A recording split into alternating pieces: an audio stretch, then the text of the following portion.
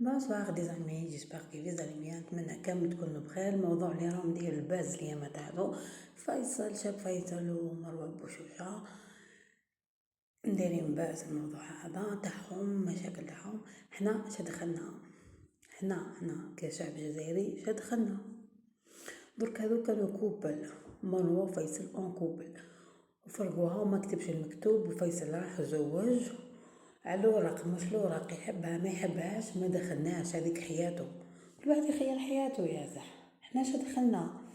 مروه ثاني طفله مليحه زينه متربيه ظريفه بوسه، شو دخلنا في مشاكلهم؟ ربي يرزقها ان شاء الله، ربي يرزقها بولد الأحلى ان شاء الله، وفيصل ربي يرزقه بذريه صالحه، وكل واحد ربي يهنيه كيما قاع الناس. كاين بزاف كوبل في الجزائر وتفرقوا على هذه الفوضى كامل. الرغيس يدخل في روحه منا، هذا يدخل في روحه منا، الاخر يروح في روحه منا، هذا يهدر منا هذا يهدر منا، مشاكل كثرت، جد واحد يدخل في روحه منا.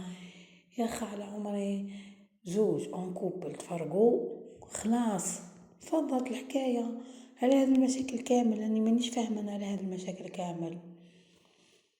ودرك نتمنوا لشاب فيصل الحياة مليحة ان شاء الله، وربي يرزقو بذرية صالحة، وربي يوفقهم في طريق اللي خيرها، ومروة كذلك بوشوشة ربي يرزقها ان شاء الله، وفكوا علينا من المواضيع التافهة هذه، يرحم باباكم.